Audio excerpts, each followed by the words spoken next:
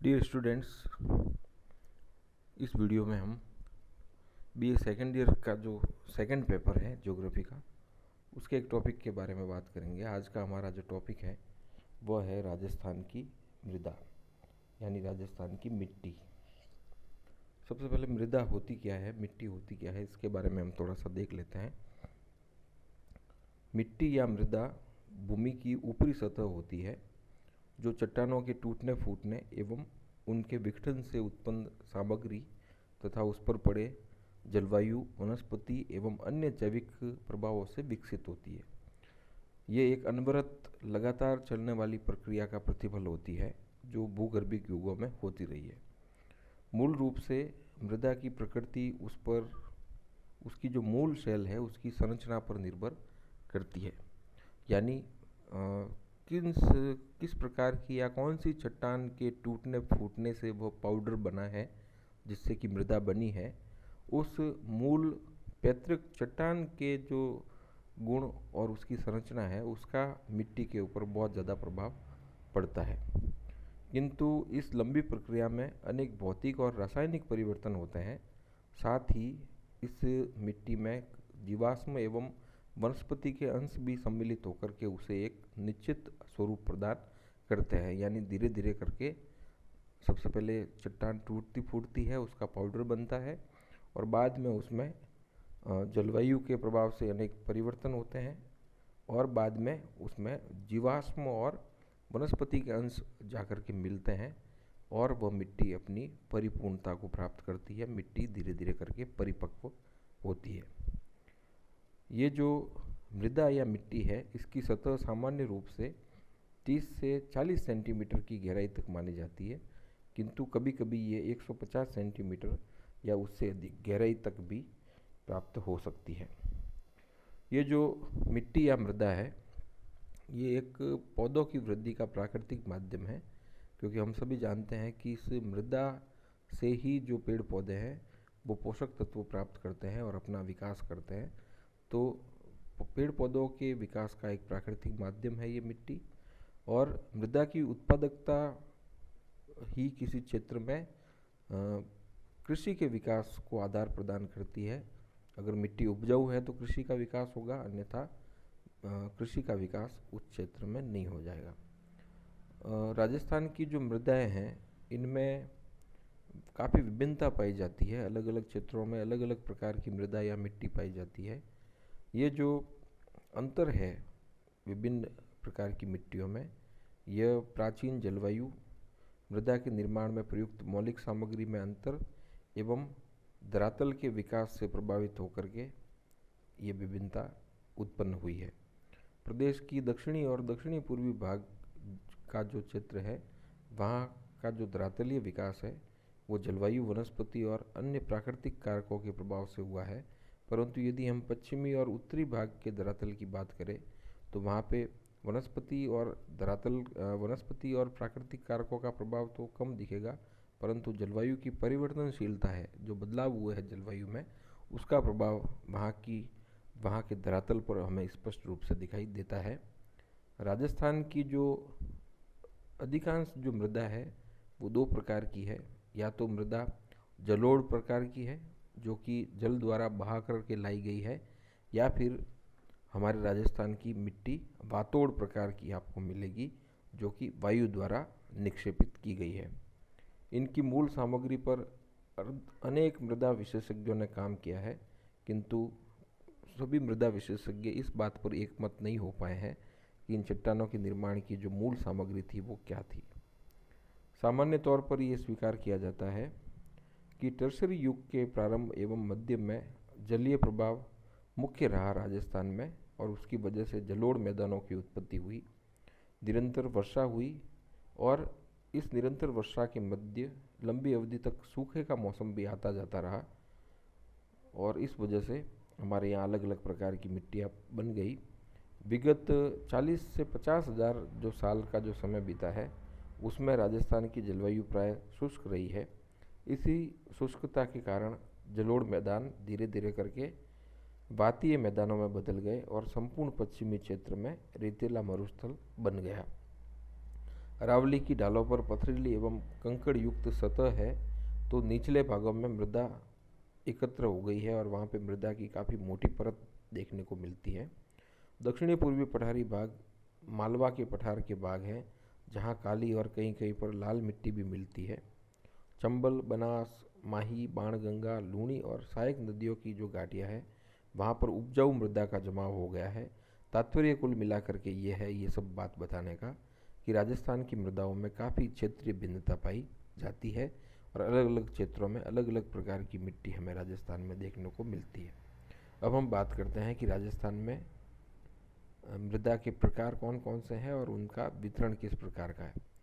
तो अगर हम राजस्थान की मृदाओं के उपजाऊपन और कृषि के लिए उनकी उपयुक्तता और अन्य विशेषताओं की बात करें, तो इन तीनों आधार पर राजस्थान की मृदा या मिट्टी को हम 7 प्रकारों में विभाजित कर सकते हैं, जिनको हम यहाँ आगे एक एक करके देखेंगे। पहला प्रकार है जलोढ़ अथवा कछारी मृदा। दूसरा प्रकार लाल और पीली मृदा कहलाता है। तीसरा मृदा का प्रकार लाल लोमी मृदा कहलाता है।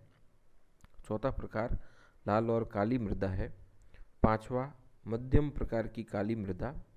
छठा है प्रकार भूरी रेतीली मृदा। और सातवां जो प्रकार है राजस्थान की मृदा का, वो है रेतीली मृदा।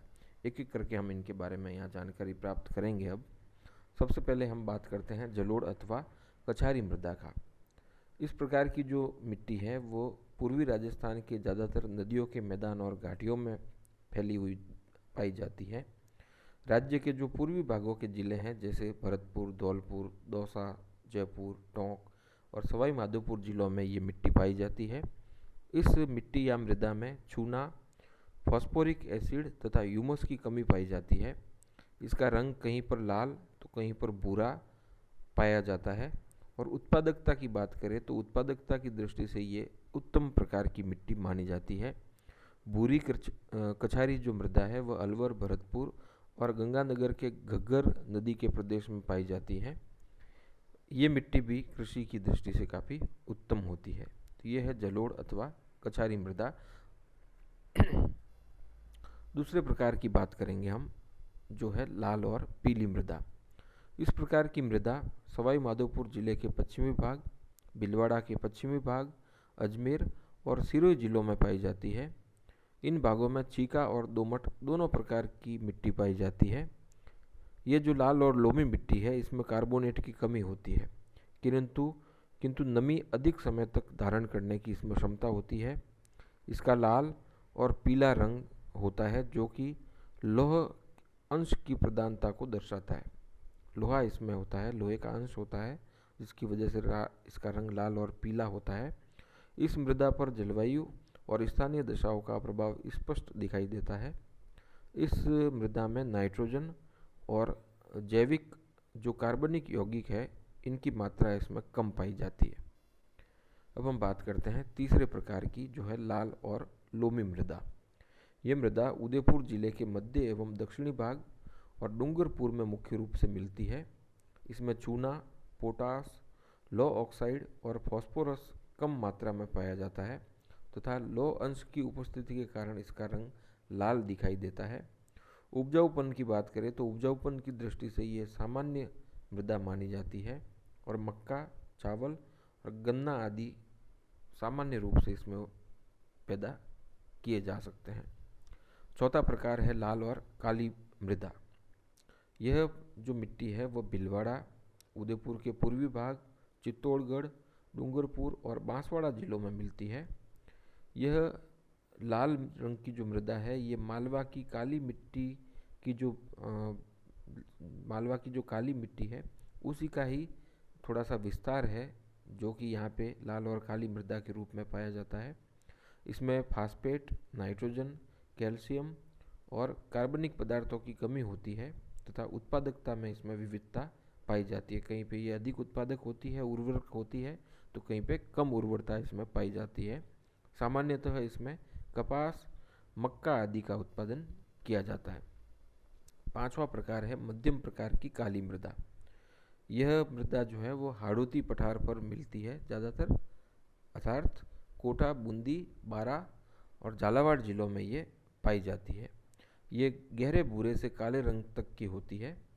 इस मिट्टी में कछारी मृदा भी मिश्रित रूप में पाई जाती है, जो नदियों की घाटियों में पाई जाती है। फास्फेट, नाइट्रोजन और जैविक पदार्थ इसमें कम होता है, किंतु कैल्शियम और पोटास इस मिट्टी में पर्याप्त मात्रा में पाया जाता है।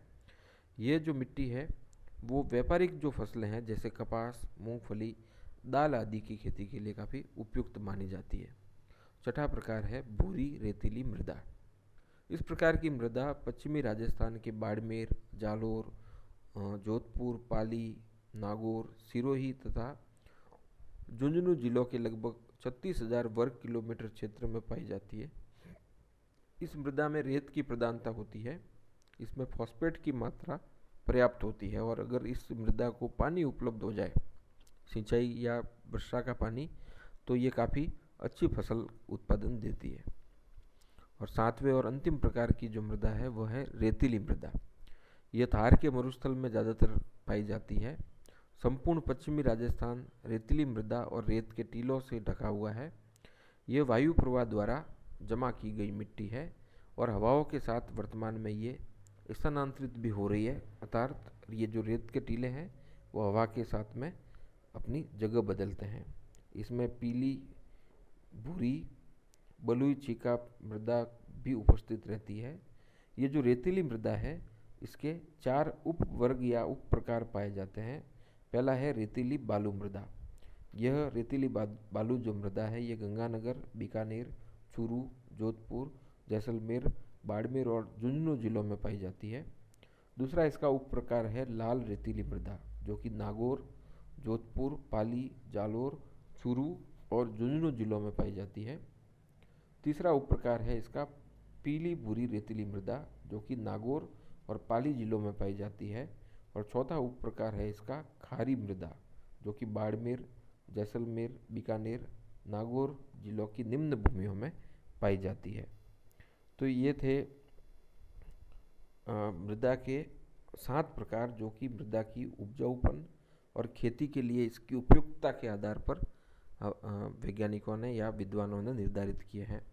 ये जो हमने अभी एक वर्गीकरण देखा, इसके अलावा भी मृदा वैज्ञानिकों ने मृदा की उत्पत्ति और उसकी रासायनिक संरचना तथा मृदा के गुणों के आधार पर एक अन्य विश्वव्यापी मृदा वर्गीकरण भी प्रस्तुत किया है, जो पूरी दुनिया में ही एक समान रूप से मान्य है। ये जो विश्वव्यापी मृदा वर्गीकरण है, इसके आधार पर राजस्थान में 5 प्रकार की मृदा पाई जाती है।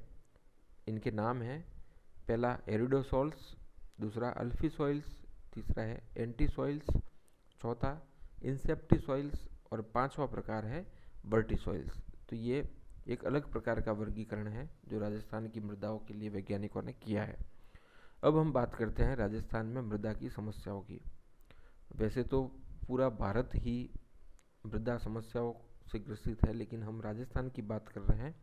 तो राजस्थान जो है वो ऑलरेडी एक समस्याग्रस्त राज्य है, क्योंकि यहाँ का अधिकांश जो यहाँ की भूमि है वो खेती के लिए उपयुक्त नहीं है। या तो रेतीली ज़मीन है, या फिर वह बंजर है, या पहाड़ और उबड़ खाबड़ ज़मीन होने की वजह से खेती के लिए उपयुक्त नहीं है।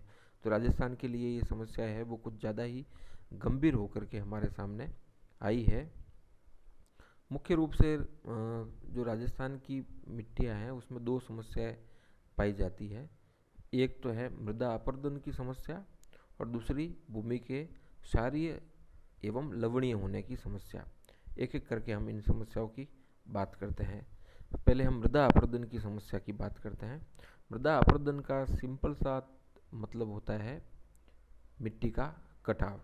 अब ये मिट्टी का कटाव चाहे जल की वजह से हो या वायु की वजह से हो, मिट्टी का अगर कटाव हो रहा है तो वो मृदा अपरदन की समस्या के नाम से जाना जाता है। तो राजस्थान में मृदा अपरदन की समस्या काफ़ी गंभीर हो गई है और इससे अनेक क्षेत्रों में हजारों हेक्टेयर भूमि नष्ट हो रही है। ये अपरदन जल और वायु दोनों के द्वारा होता है, परंतु इसमें मानव भी एक बड़े कारक की भूमिका निभाता है। तो राजस्थान में मृदा अपरदन क्यों हो रहा है, इसके कुछ कारण जो है वो हम एक एक करके यहाँ देखेंगे। सबसे पहले बात करते हैं हम पहले कारण की पश्चिमी राजस्थान में तीव्र गति से चलने वाली जो वायु है ये निरंतर घर्षण करती है मृदा के साथ में, और इसकी वजह से लगातार अपरदन होता रहता है। चूँकि मरुस्थलीय क्षेत्र में जो बालू या रेत है इसके कण असंगठित होते हैं, इसलिए ये वायु के प्रवाह के साथ में या वायु के झोंके के साथ में ये मिट्टी स्थानांतरित हो जाती है, और इसकी वजह से एक जगह से दूसरी जगह पे जो ये जो रेतीली मिट्टी है वो टीलों के रूप में शिफ्ट होती जाती है। वायु की वजह से पर्वतीय घाटियों में भी कटाव होता है, परंतु ये बहुत ज़्यादा प्रभावशाली नहीं होता, इसलिए ये नगण्य माना जाता है। तो ये था पहला कारक या पहला कारण जिसकी वजह से मृदा अपरदन राजस्थान में हो रहा है। दूसरा कारण है पर्वतीय ढालों पर होने वाली तीव्र वर्षा। पर्वतीय ढालों पर जब तीव्र वर्षा होती है तो ये तेज़ी से जो ढाल से बह कर के जल नीचे आता है वह अपने साथ में मिट्टी को बहा करके ले जाता है। चूँकि राजस्थान में ज़्यादातर जो पर्वतीय ढलान है वहाँ पर वनस्पति बहुत कम रह गई है, तो ये जो नंगी चट्टानें हैं या ये जो नंगे पर्वत है इन पर से बहते हुए जल के साथ में मिट्टी बह जाना बहुत ही एक सामान्य समस्या हो गई है, और इसकी वजह से पहाड़ी ढाल जो है उनके ऊपर केवल नग्न चट्टानें या कंकरीली मिट्टी ही रह गई है, जो कि बहुत ज़्यादा कृषि या वन विकास के लिए उपयुक्त नहीं होती है। तीसरा कारण है नदियाँ एवं उनमें गिरने वाले छोटे छोटे नाले। नदियों के द्वारा और उनमें जो गिरने वाले छोटे छोटे नाले हैं उनके द्वारा भी तीव्र गति से मिट्टी का अपरदन होता है। ये तेज़ी से बहता हुआ जल अपने मार्ग में मिट्टी को लगातार काटता है और अपने साथ में बहा करके ले जाता है, और इसी वजह से हम बात करते हैं चंबल नदी की, तो चंबल और उसकी सहायक नदियों ने जगह जगह पे बीहड़ या रिवाइंस का निर्माण कर दिया है और पूरे प्रदेश की मिट्टी को काट करके जगह जगह गलियाँ यानी कि ये रिवाइंस या बीहड़ बना दिए हैं, जो जिसकी वजह से भूमि नष्ट हो गई है, वो भूमि किसी काम की नहीं रह गई है। चौथा कारक जो है मृदा अपरदन का वह है भूमि का गलत तरीके से उपयोग करना। जब कृषि के लिए भूमि का उपयोग किया जाता है और अवैज्ञानिक तरीकों से खेती की जाती है तो ये मृदा अपरदन में वृद्धि ही करती है। जैसे उदाहरण के लिए लगातार किसी खेत को बोना या फसल चक्रण को नहीं अपनाना, इस प्रकार की जो गलतियां हैं वो मृदा अपरदन को बढ़ावा देती है। पांचवा और महत्वपूर्ण जो कारण है वो है अनियंत्रित पशुचारण।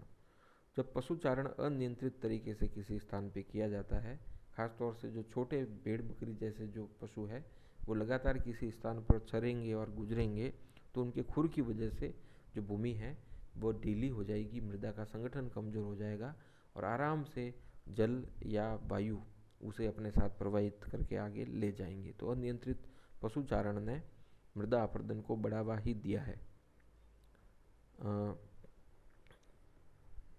अरावली की पहाड़ियों की बात करें तो यहाँ पे एक बहुत बड़ी समस्या बन गई है। ये राजस्थान में वायु मृदा अपरदन जो है, जो मृदा अपरदन वायु की वजह से हुआ है, उससे प्रभावित जो प्रमुख जिले हैं वे है बाड़मेर, जोधपुर, जालोर, जैसलमेर, पाली, नागौर, बीकानेर, चूरू, झुंझुनू और सीकर जिले और उसके आसपास का क्षेत्र।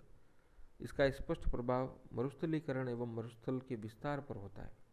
ये जो क्रिया है मृदा अपरदन की, इसकी वजह से मरुस्थलीकरण भी होता है और मरुस्थल का विस्तार भी होता है। और ये जो क्षेत्र हमने अभी बात की बाड़मेर, जोधपुर, जालोर, जैसलमेर जिलों की, यहाँ पे वनस्पति का अभाव है और ये वनस्पति का अभाव मृदा अपरदन को और ज़्यादा गति प्रदान कर रहा है। दूसरी ओर हम बात करें कि जल द्वारा मिट्टी का अपरदन कहाँ कहाँ हुआ है, तो जल द्वारा मिट्टी अपरदन से प्रभावित जो प्रमुख एरिया है वह है चंबल का प्रदेश। इसमें भी धौलपुर और सवाई माधोपुर क्षेत्र के जो बीहड़ है उनका हम विशेष नाम यहाँ पे ले सकते हैं। चंबल और उसकी सहायक नदियों ने इन धौलपुर और सवाई माधोपुर जिलों में बीहड़ों का निर्माण कर दिया है। हाड़ौती का जो पठार है वह भी जल द्वारा मृदा अपरदन से काफ़ी प्रभावित हुआ है। इसके अलावा अरावली पर्वतमाला के जो पूर्वी ढाल पर है वहाँ पर भी वर्षा काल में जो तीव्र गति से जल नदी नालों के रूप में बहता है, उसके द्वारा अरावली के पूर्वी ढालों पर भी तीव्र गति से मृदा अपरदन हुआ है। चंबल के अलावा अगर हम बात करें तो काली सिंध, पार्वती, परवन, बनास, मोरल, गंभीरी, बाणगंगा आदि नदियों ने भी मृदा अपरदन को काफ़ी गति प्रदान की है। मृदा अपरदन से एक और जहाँ पे मृदा का ह्रास होता है, मृदा का विनाश होता है, वहीं भूमि की जो उत्पादकता है उसमें भी कमी आती है। इसके कारण मरुस्थलीकरण की प्रक्रिया तेज हो जाती है, सूखे का जो दौर है उसमें वृद्धि होती है और साथ साथ में बाढ़ का जो प्रकोप है वो बढ़ जाता है। और अगर बाढ़ आती है तो बाढ़ की जो भयावहता है वो भी इसकी वजह से बढ़ जाती है। और मृदा अपरदन से एक और नुकसान ये हो रहा है कि मृदा अपरदन की वजह से जो जल स्रोत है हमारे, उनमें जल स्तर भी कम होने लग गया है, उनका अंडरग्राउंड वाटर लेवल घट रहा है। अब क्या उपाय किए जाए कि मृदा अपरदन को रोका जा सके? तो मृदा अपरदन को रोकने का सबसे प्रभावशाली उपाय तो यही हो सकता है कि खूब पेड़ पौधे लगाए जाए, वृक्षारोपण किया जाए। हम सभी जानते हैं कि जो वृक्षों की जड़ें हैं ये मिट्टी को जकड़ के रखती है, जिससे कि वह मिट्टी संगठित रहती है और तेज गति से बहता हुआ जल या तीव्र वेग से बहने वाली जो पवन है वो फिर इसको प्रभावित नहीं कर पाती है। इस दिशा में राजस्थान सरकार ने कई उपाय भी किए हैं, कई प्रयास किए हैं, करोड़ों रुपए इसके लिए इन्होंने खर्च भी किए हैं सरकार ने, परंतु आशा अनुरूप सफलता अभी भी इसमें नहीं मिल पाई है। तो ज़रूरी है कि पर्वतीय ढालों पर वृक्षारोपण किया जाए। इसके अलावा फसल चक्र में परिवर्तन किया जाए। जो ज़मीन का ढाल है उसके विपरीत दिशा में जुताई की जाए, खेत को जोता जाए और फसलें बोई जाए। इसके अलावा जो ढलान वाली ज़मीन है इसके ऊपर दोहरे बना करके ढाल पर प्रतिबंध लगाया जाए, ताकि ऊपर से जब पानी बहेगा तो वो धीमी गति से धीरे धीरे करके नीचे आएगा और मिट्टी का कटाव रुकेगा। इसके अलावा तीव्र गति से जिन नदी नालों में पानी बहता है वहाँ एनीकट बना करके इसके प्रवाह को नियंत्रित किया जाए। इसके अलावा पशुचारण जहाँ अनियंत्रित तरीके से होता है, इस पशुचारण को भी नियंत्रित किया जाए। ये सभी यदि उपाय अपनाए जाए तो मृदा अपरदन की गति को कम किया जा सकेगा और मृदा अपरदन को नियंत्रित किया जा सकेगा। तो ये थी पहली समस्या जो कि राजस्थान में मिट्टी को नष्ट कर रही है, मिट्टी का ह्रास कर रही है, वह है मृदा अपरदन की समस्या। अब हम दूसरी समस्या की बात करेंगे जो है लवणीय एवं क्षारीय मिट्टी की समस्या। राजस्थान में मिट्टी में लवणीयता और क्षारीयता एक प्रमुख समस्या है, जिसके कारण भूमि का उपजाऊपन समाप्त हो रहा है और भूमि अनुपयोगी होती जा रही है। अब ये जो मिट्टी में लवणीयता या क्षारीयता क्यों पैदा हो रही है, उसके कुछ कारण हैं जिनको हम एक एक करके देखेंगे। पहला कारण है सूखा और अकाल। दूसरा कारण है मृदा में उपस्थित लवणों का सतह पर जम जाना। तीसरा इसका कारण है कुओं में पानी की सतह ऊंची होना। चौथा कारण है पानी का जमाव होने से लवण का ऊपर आ जाना। पांचवा कारण है अधिक सिंचाई के कारण भूमि के नीचे के जो लवण है इनका सतह पर आ जाना। छठा कारण है कुओं का पानी खारा होता है ज़्यादातर, और उससे अगर सिंचाई की जाए तो नमक की परत जो है वो भूमि पर धीरे धीरे इकट्ठी होनी शुरू हो जाती है। और सातवां कारण है पानी का एक ही स्थान पे ठहराव होना। साथियों, होता ये है कि जब किसी स्थान पर पानी इकट्ठा रहता है तो काफ़ी समय तक तो वो पानी इकट्ठा रहता है, बाद में वो पानी जब वाष्पीकरण होकर के उड़ जाता है तो उस पानी के अंदर जो खनिज लवण घुले हुए थे वो उसी जगह पर एक परत के रूप में इकट्ठे हो जाते हैं और ज़मीन की ऊपरी परत पर लवण की एक परत बिछ जाती है। बार बार जब सिंचाई की जाती है तब भी ऐसा होता है कि पानी डाला जाता है खेत में, फिर खेत जब सूखता है तो केशिका क्रिया के द्वारा ज़मीन के नीचे की परतों के जो मिट्टी की नीचे की परतों के जो लवण है वो अपने आप केशिका क्रिया के द्वारा ऊपरी सतह पर आते हैं और परत के रूप में इकट्ठे होने शुरू हो जाते हैं। तो ये कुछ कारण हैं जिनकी वजह से हमारी ज़मीन जो है वो लवणीय और क्षारीय होती जा रही है। अगर हम लगातार बहुत ज़्यादा सिंचाई करते हैं किसी खेत की तो भी भूमि में लवणता बढ़ती है। यदि हम खारा पानी उपयोग करते हैं सिंचाई के लिए तो भी लगातार उस खेत के अंदर लवण की एक परत इकट्ठी होना शुरू हो जाती है और अंततः जो खेत है वो अनुपजाऊ हो जाता है, लवणीय और क्षारीय हो जाता है। अगर हम बात करें तो राजस्थान में जोधपुर, पाली, भीलवाड़ा, नागौर, जयपुर, अजमेर, बीकानेर, भरतपुर, टोंक, सिरोही, अलवर, चित्तौड़गढ़ आदि जो ज़िले हैं इनमें ये समस्या काफ़ी गंभीर हो गई है। संपूर्ण राज्य में लगभग 7.2 लाख हेक्टेयर भूमि लवणीय या क्षारीय हो गई है। इसके उपचार के लिए हम साथियों जिप्सम का उपयोग कर सकते हैं। यदि जिप्सम डाला जाए ऐसे लवणीय या क्षारीय खेत में तो उसका उपजाऊपन वापस लौट आता है। साथ साथ अगर गोबर की खाद का भी प्रयोग किया जाए तो ये भी काफ़ी उत्तम रहता है उपजाऊपन बढ़ाने के लिए। जौ, गेहूँ, कपास और गन्ना जैसी जो फसलें हैं ये लवणीयता और क्षारीयता को सहन कर सकती है, तो इन्हें भी ऐसे लवणीय और क्षारीय खेतों में बोना काफ़ी उत्तम माना जाता है। ये थी दो प्रमुख समस्याएं।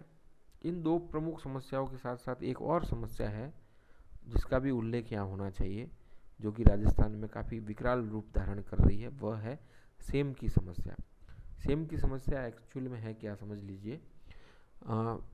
ऐसे क्षेत्र जहाँ पे नहर के द्वारा सिंचाई होती है या पर्याप्त पानी जहाँ पे उपलब्ध होता है वहाँ पर नहर के टूटने फूटने से या बहुत ज़्यादा सिंचाई करने से एक ही जगह पर पानी भरा हुआ पड़ा रहता है और वो पानी लंबे समय तक जब सूखता नहीं है तो वो क्षेत्र या तो दलदली हो जाता है, कीचड़ नुमा हो जाता है, या फिर उसकी उपजाऊ क्षमता जो है वो ख़त्म हो जाती है और वहाँ पे सिर्फ खरपतवार पैदा हो जाती है और दलदली वो पूरा क्षेत्र हो जाता है। तो ऐसी समस्या हमारे राजस्थान में भी इंदिरा गांधी नहर के सिंचाई वाले क्षेत्र में पैदा हो गई है, जहाँ पानी जमा हो गया है और जल स्तर काफ़ी ऊंचा हो गया है, जिस वजह से ज़मीन सूखती ही नहीं है। इससे कृषि भूमि समाप्त हो रही है और उसका उपजाऊपन भी खत्म हो रहा है। इससे न केवल खेतों को नुकसान हो रहा है बल्कि पश्चिमी राजस्थान में इससे कई बस्तियों को भी खतरा उत्पन्न हो गया है। इस समस्या के समाधान के लिए जो काजरी है, केंद्रीय शुष्क क्षेत्र अनुसंधान संस्थान जो कि जोधपुर में स्थित है, वो लगातार रिसर्च कर रहा है, प्रयास कर रहा है, परंतु अभी तक प्रभावी कोई इसका समाधान नहीं हो पाया। इसी प्रकार चंबल और अरावली प्रदेश तथा राज्य के अन्य क्षेत्रों में भी भूमि के संरक्षण हेतु अन्य प्रयास राजस्थान सरकार द्वारा किए जा रहे हैं और जैसे बंजर भूमि विकास कार्यक्रम अपनाया गया है। इसके अलावा भी कई तरह की परियोजनाएं चल रही है भूमि विकास हेतु।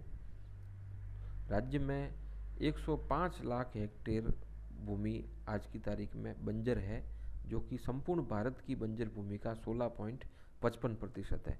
तो राजस्थान की काफ़ी जो भूमि है वो बंजर हो गई है।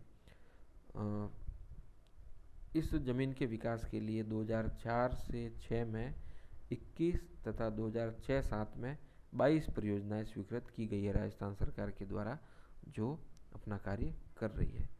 तो ये था राजस्थान की मिट्टी के बारे में कुछ बताने का प्रयास मेरा। अगले वीडियो में किसी और टॉपिक के साथ हम वापस मिलेंगे आपसे। धन्यवाद।